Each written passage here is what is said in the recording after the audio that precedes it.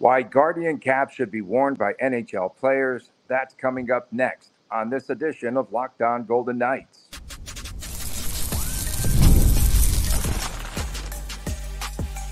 You're Locked On Golden Knights, your daily podcast on the Vegas Golden Knights, part of the Locked On Podcast Network, your team every day.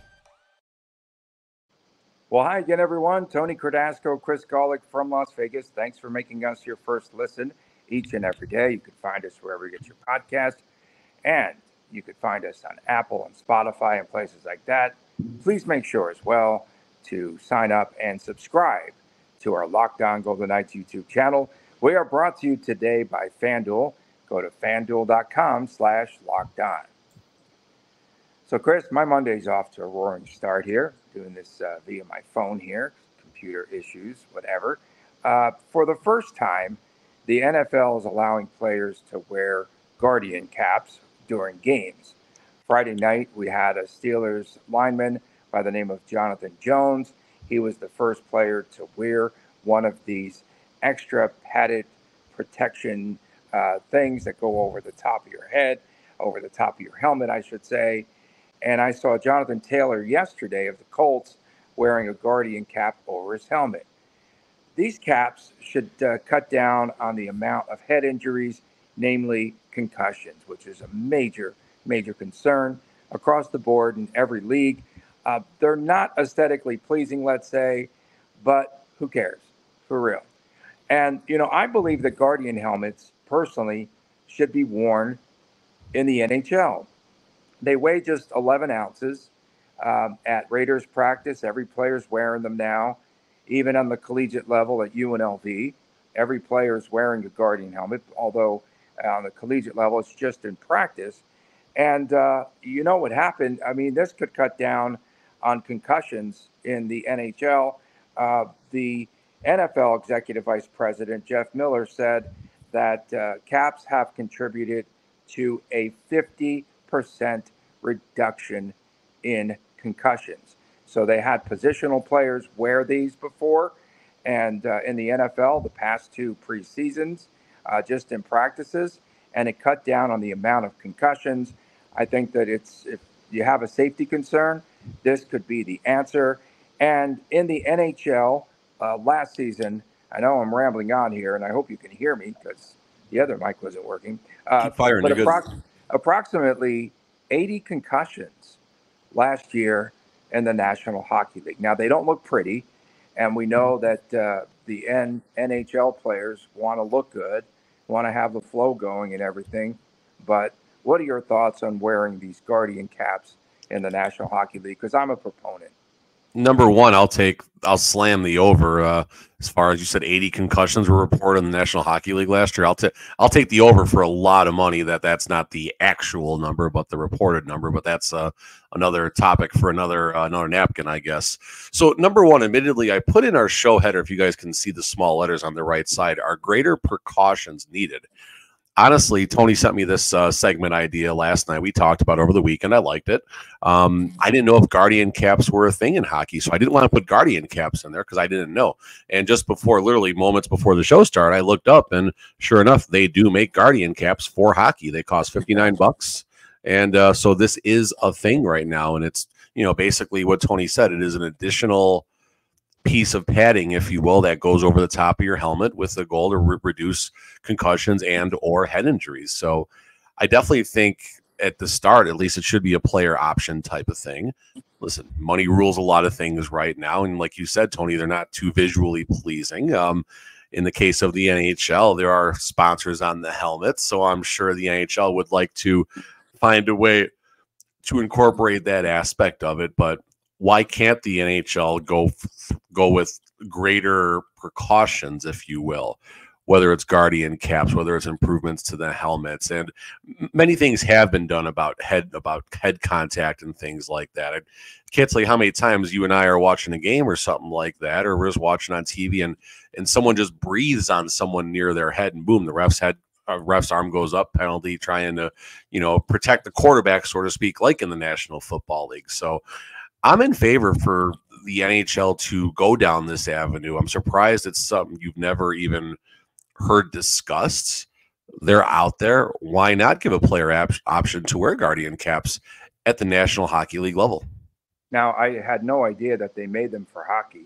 I was just watching. Literally 5 minutes ago, Tony, I didn't know. That's why I didn't put it in the header. That's exactly why I didn't put it in the header. So I just, I watch a lot of football out at UNLV football practice, which I attend almost daily. What they have are everyone's wearing them on the football team. Watching offensive linemen in their drills the other day, lead with your head because you have these caps on. So for a lot of the players, across the board, it is a major in football safety precaution. Now, again, they don't look pleasing, and it's a shell that goes over your helmet. And again, just 11 ounces, so players get used to wearing them anyway. And then, with the case of, I saw the Broncos game yesterday, and they had to put some other cap over the top of it that was logoed, Okay. There we go. So that's what they did, because pretty much all you see is this spongy stuff. Right. And then also, in the NFL, the helmets are much better with more padding inside now as well. So it should be pretty good to cut down on concussions. I'm just curious the percentage of players that are going to wear these, these helmets, these Guardian caps in the National Football League. I'm really curious to see. Is it a machismo thing where I'm not wearing that? I'm a tough guy, right? A defensive lineman's not going to wear it. Will not. Even though they get cracked in the head probably more than anyone else. I mean, listen, football starts with 5 or 6 dudes on one side of this line of scrimmage and 5 or 6 dudes on the other side of the line of scrimmage, each weighing in at 250 to 350 pounds. And the second the ball is snapped, it's head-to-head contact times however many plays there are in a game. So, it's certainly where I'm going with that, obviously, is I think it'll be an upward slope. I'm not bringing out the hand graphics today. But I think early in the season, you might not see a lot of it. And then it just kind of starts going and going and going. And I don't know what the number would possibly be if it starts with 2% of the players. I wouldn't be surprised if you saw, I don't know, between 8 and 12 or even 15% of the players go to Guardian caps as the season goes on. And why not? I mean, that's the thing. You said 11 ounces. I mean, I don't know how heavy a football helmet is. I'm sure it's heavier than a hockey helmet. So I think there might be an argument that an NHL player would have a different level of, hockey helmets are very, very light. Even, I think, again, I'm guessing here, but the visor might weigh as much as the helmet these days. That's how the technology has improved in NHL helmets. So you add 11. I don't know if the hockey one weighs 11 ounces. I don't know if it's different because a hockey helmet is significantly smaller, if you will, than a football helmet. So I don't know what the difference is there, but it would be an adjustment period. Definitely would be an adjustment period. And again, just to kind of go where I started off, why not? Why would the NHL not push this? Maybe I'd even go a step farther. You mentioned, I guess there's like a sleeve that they can put over the NFL Guardian caps that still gets the sponsors and gets all the money stuff handled, so to speak. So no reason that couldn't happen at the NHL level. And I'd go even a step farther and assume that Guardian, I believe, is the brand, I guess, looking at this right now. Yeah. I'd go a step farther that Guardian, especially if they start wearing these when the lights are on, during games, I'll venture that Guardian finds a way to make these a little more visually pleasing so they can get the sponsors in there and stuff like that as well. So I don't think money will ever be the issue as to why these aren't allowed to be worn. But I really think this is something, I don't know when it's going to happen, but like in youth hockey, the only youth hockey change as far as for the house league that I'm coaching this fall that we actually draft tonight, the only difference is that the neck protectors are now required. Oh, interesting. That's the good. Neck protectors are now part of, just like your shin guards and your helmet and everything. You must they wear just the wait neck for something bad to happen, and then it's reactionary, correct? 100%. And I mean, not to discount what happened overseas last year with the player that lost his life due to the throat injury. It was one time, and this is something that doesn't happen, at all. I don't recall anything like this ever happening. It happens at the NHL level every now and then, where a player's foot gets up and someone catches a blade. We saw that obviously happen with Alec Martinez. I remember Chandler Stevenson helping a player who basically ran in, I think, to Aiden Hill's skate blade or Logan Thompson's skate blade, and Chandler helped the player off the ice right away. I don't know if it was a Seattle player or who it was. So I mean, these things do happen, dangerous injuries that cause changes and stuff like that. And this is a way. You said 50% earlier. Was that the number? The rate? The NFL believes 50% fewer concussions, even like in camps. So why wouldn't they make it? Are they mandatory? Are there any level where Guardian caps are mandatory, like at practice? I mean, no. They all wear them at practices now. I noticed that. in a lot of the pictures and stuff. I mean, why would the NFL not mandate them in the practice level? I think they're all wearing them in practice. Okay, good. And for UNLV, so I go back maybe just 3 seasons where they didn't put a lot of money into Guardian caps, and they only had some position players wearing them. So your running backs are wearing them, your wide receivers, maybe some linemen, but maybe it was a budget. The people that need them the most are the ones that get them last. Yeah, right. And it could have been a budgetary thing. And I just, my recommendation would be to buy that for $50 and be a trendsetter. And let little Chris it's $60 for hockey. Little Chris wear it. Let little Chris wear it. Let him wear it. It's interesting. It's interesting. I'm going to talk about. We actually have our house league draft tonight. I will bring it up just as a curiosity point, like if this is something that is discussed at any level with USA Hockey or inside the Vegas Golden Knights organization, because it's interesting. And also, like I said, I didn't even know 15 minutes ago this existed for hockey. So this is a good thing. Yeah, and I just came up with a show topic just by watching it, observing it, seeing it now in the NFL where they're allowing players.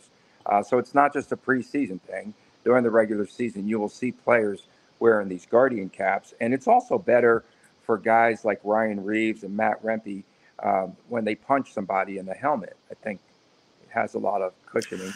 It might not break your hand. Still don't want to take a Matt Rempe or Ryan Revo punch if I'm wearing a Guardian cap, but I see the other side of that too. Coming up next, let's talk a little bit more about this topic, and we will talk about concussions and the impact on VGK. And again, I think proponents. I am a proponent. That's why I made the topic. I think Chris is starting to buy in. I'm in. More. I'm in on anything that's going to improve safety, and obviously, I do have a youth that's a aspiring hockey player, and knock on whatever you can think of. Little Chris has not suffered anything more than a couple of bumps and bruises and a little bit of soreness, but first time he does have it, it's going to happen. He's going to slam his head on the ice and be woozy. It's going to be scary as a very bad word if it happens. We'll be back with more right after this. We'll continue our discussion right here on Locked On Golden Knights. Hey, everybody. I love sports. I love them so much. I don't want the baseball to stop. But the positive side is football is right around the corner. Obviously, we're in the preseason and the regular season is coming. And the sports aren't sporting like I want them to, but FanDuel lets me keep the sports going whenever I want. All I have to do is open the app and dream up bets anytime I'm in the mood. And this summer, FanDuel is hooking up all customers with a boost or a bonus daily. That's right. There's something for everyone every day, all summer long. So head over to FanDuel.com. Start making the most out of your summer that is winding down. FanDuel, the official sports betting partner of Major League Baseball. We are back on this edition of Locked On Golden Knights. Tony Cardasco and Chris Golick from Las Vegas. The computer's giving me issues. The car. I have to mention the car, of course. So I pick up the car from the dealership the other night. Something electrical, about $1,000, right? Anytime it's electrical, to fix it. And then I drive it about 20 miles. That was on Friday night. Saturday, drive it about 20 miles, and the check engine light came on. And so, how do you drive 20 miles in Vegas? That's hard to do. Yeah, I just went out and got some food, and I said I'm going to stay out of harm's way. Well, no harm always finds Cardasco. So when it rains, it pours. That's right. And the first day of school. So I can't even speed through speed zones today. On that note, first day of school, I'm glad you brought that up. If you're out there driving, don't be an idiot, please. You go through a school, not you, Tony. You go through a school zone slow. The reminder, though, I needed the PSA. You go through a school zone, slow the heck down. Don't just, please be careful. I got 2 littles that either walk or scooter to school on a pretty much a daily basis, and every now and then, you just, whether it's the news or we see it happen locally, some bad word just drives like a clown through a school zone and scares the kids. So please drive safe through the school zones, and happy first day of school to everybody. Okay. So our topic today, our lead topic, was advocating the NHL to utilize guardian caps. They're not the prettiest thing. It's going to mess with Vegas Bjorn's Give the option to start. Okay. Vegas Bjorn's flow. He's going to be upset. I don't think so. It looks like it's not going to. It looks like it only covers the helmet, so everyone, no one's appearance is thrown off. Yeah. So VGK has had its share of major concussions. The ones that stand out. Well, at the start of last season, was Zach Whitecloud? Did he sustain a concussion? Well, that was a hand or a wrist. He got hit in the Colorado game. Okay. That could be wrong. In any event, yeah. But speaking of Colorado, the hit that comes to mind was the Nathan McKinnon hit that ended the career, essentially, of Nolan Patrick.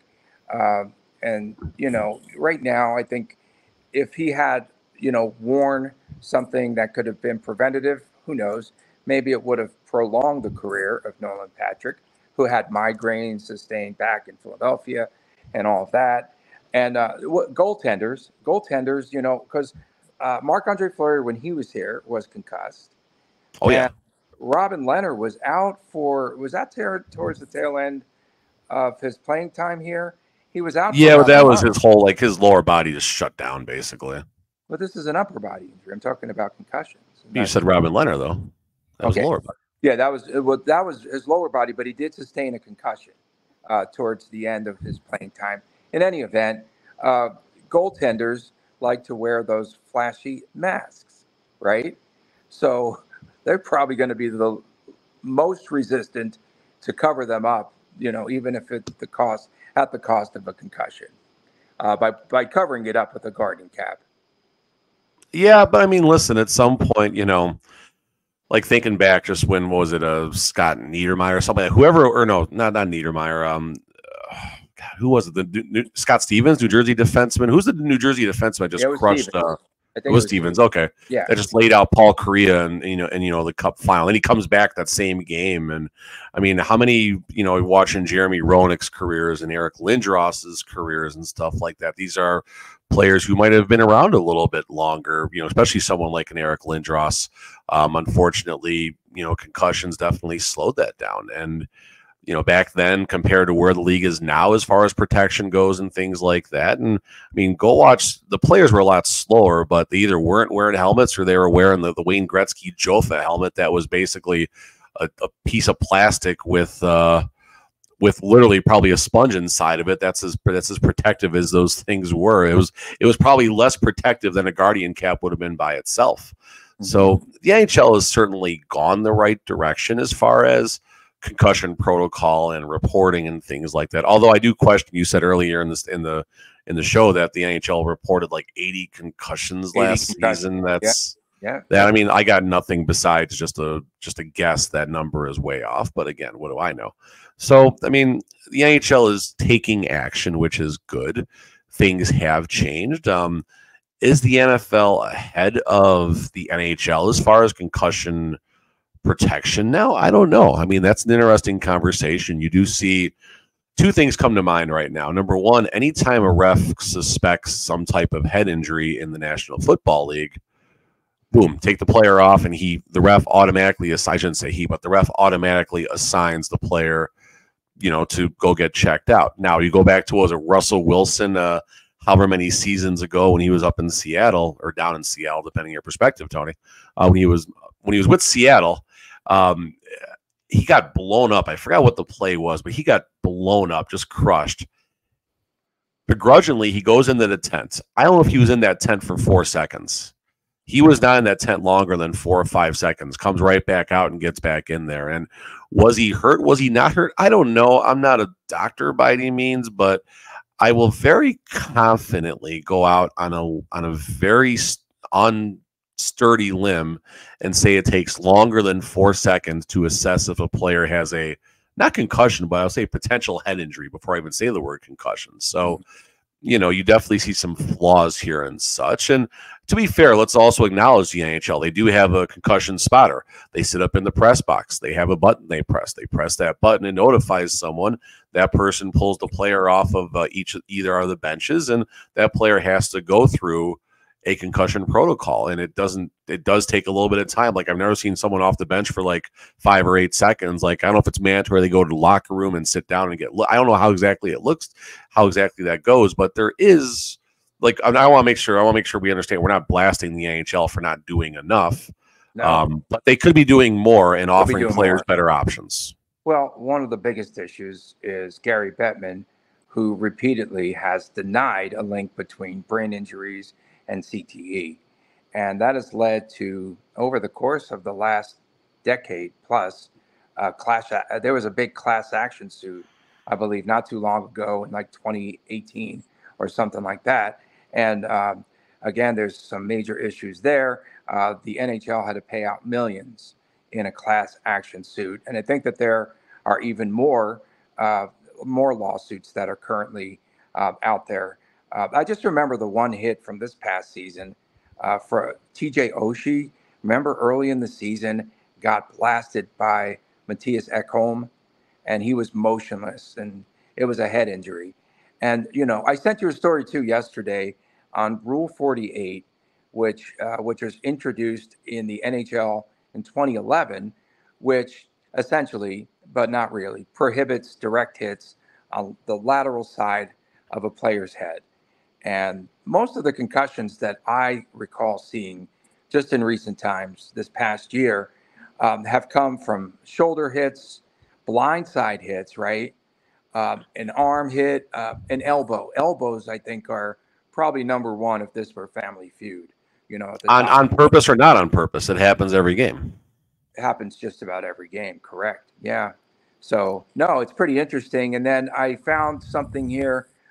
Steve Montador fought 69 times in the NHL, and he had a suit going because the biggest thing that they say now, players are saying that they felt that the league did not inform the players that this could happen if they continually get hit in the head, which I think is kind of just dumb. But in any event, anything preventative to cut down on the number of injuries and for the longevity of the sport. Hey, I started in an era watching hockey, Chris, where there weren't any helmets. None of the players wore helmets. The goaltenders wore these Freddy Krueger masks after they didn't have any protection on their faces. Those Freddy Krueger masks probably did more damage. They probably just caused greater impact. Yeah. I mean, I see this Grant Fuhr picture right in my head. Oh, yeah. Great mask. Great mask. The skinny mask looked like, Friday the 13th. But at least it was painted like orange and blue, though. It looked kind of cool. Up until today, though, now, right? When we talk about these injuries, players just like the NFL, and they should adopt as well the concussion tent in the National Hockey League. But a lot of these players They kind of do, but are quicker and faster, right? And stronger than ever before because things have progressed with the modern athlete. And so this is a problem they need to solve. It would cut down on concussions. I definitely believe that. And again, most of these hits that cause concussions are to the side of the head right there, like in the temple area. And I'm no doctor. I'm trying to be one today. I'm trying to be a car doctor today. So real fast as we wrap this one up here, we did a segment on Friday about team speed. It was your Thursday or Friday show about team speed. We're talking speed bursts that are measured in what, 20, 22 mile an hour. Like, yeah, the top one's over 22 miles per hour. Okay, so Jack Eichel buzzing up and down the ice at over 23 miles an hour. 24. Yeah. So you get hit by someone going 20, 22, 23 miles an hour, or you're the one doing 22, 23 miles an hour, and someone the size of an Alex Pietrangelo or a Rempe or Ryan Reeves, all these players who are just behemoths, not maybe Pietrangelo, but the other players, they just crush you and boom, like it's lights out. It could literally be lights out. And that's hopefully what never happens. But the reality is it can, it may, and it probably will at some point because the game is just so fast right now. So, you know, the NHL doesn't need to be reactive, wait for some guy to get his throat slashed and dying on the rink. Like, that's the reality. I hate to say it like that, guys, but that happens. So now, at least at the house league levels, at the youth levels, all players must wear those throat protectors that are made. Start the trend here. Start the trend. Exactly. No, exactly. I think this is an important topic, and it's something while we they're talk about. Protect them while they are young. Absolutely. Coming up next, who was VGK's most disappointing player of the past season? We get into that when we return on this edition of Locked On Golden Knights. Welcome back from Las Vegas. Tony Cardasco, Chris Golick reporting, and we are reporting today. Put our journalistic hats on, although I took a hat off like this morning. I'm just all out of sorts. That's why I wear the hat. High and tight, brother. High and tight. I'm going to wear a Guardian cap for our next show. Let's get him, man. You and I, we could headbutt each other, you know. People would love to see that. We appreciate everyone tuning in. Find us wherever you get your podcast. Don't forget, on Fridays, it's WTF. Today is WTM. Last time I did the show off of my phone, I got blasted. So looking forward to that today. And when we because the phone is why people blast you.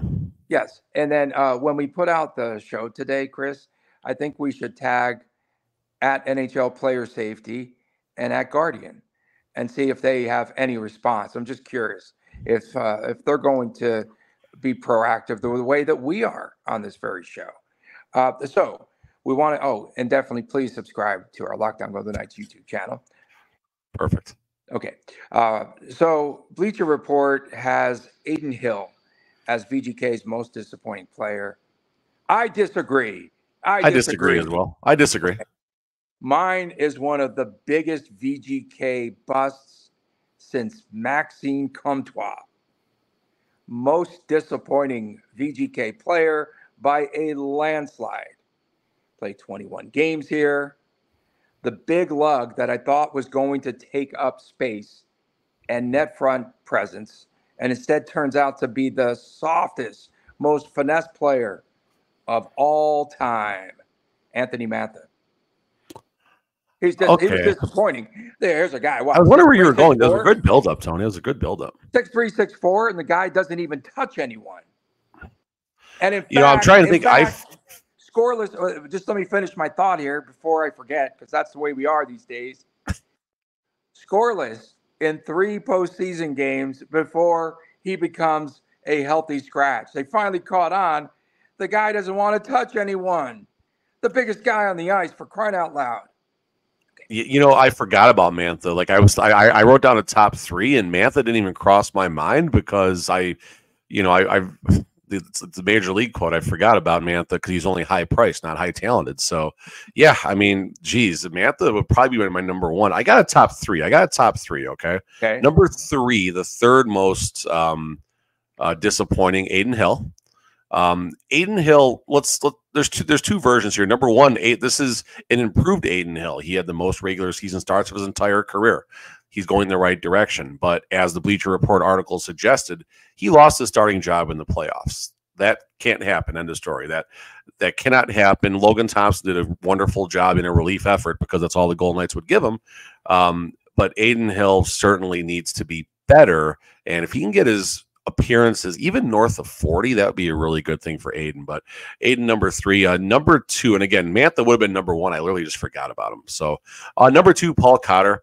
Not that Paul Cotter did anything he hasn't done the last couple of seasons. He can't find that extra gear. So it's disappointing, not because I'm down on Paul Cotter, but it's because I think myself and the Golden Knights and fans, I think, have higher expectations of Cotter. So that's why I look at Cotter's season as disappointing. Number 1 for me was actually Zach Whitecloud. Whitecloud, first time in his career, some healthy scratches, and just didn't look like himself. Had some different defensive partners and such throughout the season. Maybe that's something to do with it. Plus minus, obviously, not the most popular stat anymore, but it's relevant still. 21-22, 59 games, plus 21. Stanley Cup season, 22-23, 59 games, plus 10 drop off, but they won the cup. Who cares? 23-24, when this team obviously struggled, drops down to a -3, and that was his worst NHL plus minus of his entire career thus far. So, we'll see if White Cloud can turn it around. We talked about some maybe shakeups in the defensive pairings, and White Cloud and McNabb defensive pairing, I think, could be pretty interesting. That would help, certainly help White Cloud.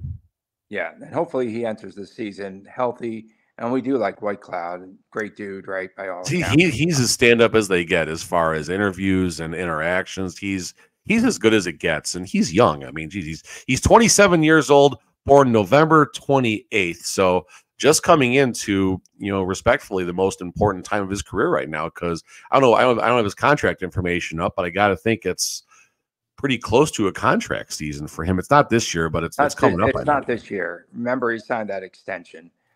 So he's got probably one to two more years because they locked him in at a very low price as well. And I don't know if you saw this. Go ahead. No, I say it real fast. It's funny that we were saying that Nick Hague should not make more money than Zach Whitecloud, but now I think Nick Hague should be paid a lot more than Zach Whitecloud. It's amazing, amazing what a difference a year makes. Whitecloud still got all the way through 27, 28. That's a team-friendly deal right there at 2.75, real team-friendly. And Nick Hague has one more season at 2.2, and then he's still RFA in 25, 26. That's going to be an ugly negotiation with Hague being an RFA. Arbitration? Yeah. First time since Nate Schmidt, right? Arbitration, trade, or long-term, very team-friendly deal. Oh, players now, no doubt about it, are going to squeeze this organization. And they're going to do it on behalf of some of these other players. The organization squeezes the players. They should get everything they can. Correct. I think that's what we're going to see. That'll be the trend. We appreciate everyone tuning in. Sorry for being so journalistic. My apologies on today's show. Yeah, it's going to affect the view count, definitely. Yes, I know. And then tomorrow, hopefully, we'll get this microphone thing fixed. I just did a radio show on Saturday, and I don't know what could have happened between then and now. That is another story. It's been a while, so it's okay. It's been a while. Yeah, we'll see you at the mechanic today. We appreciate everyone tuning in. Thank you so much. Of course, don't forget you could download our podcast wherever you get your podcasts. And Apple, I think, is the number one choice. Spotify as well, and all over the map. And then, of course, Fridays are WTF. Saturdays sometimes, although it's back to school. Me and Chris talked about it. September, we're going to light it back up. Sometime in September, we're going to light it back up. He's an RFA, and he's in negotiations. Yeah. Yes, exactly. Okay. So hopefully in September, we'll be getting that, the YouTube exclusive, the Chris and Chris Jr. Show. For my man, Chris Golick, I'm Tony Cardasco from Las Vegas. We appreciate you tuning in as always, and we'll see you again tomorrow right here on Locked On Golden Knights. And please take care.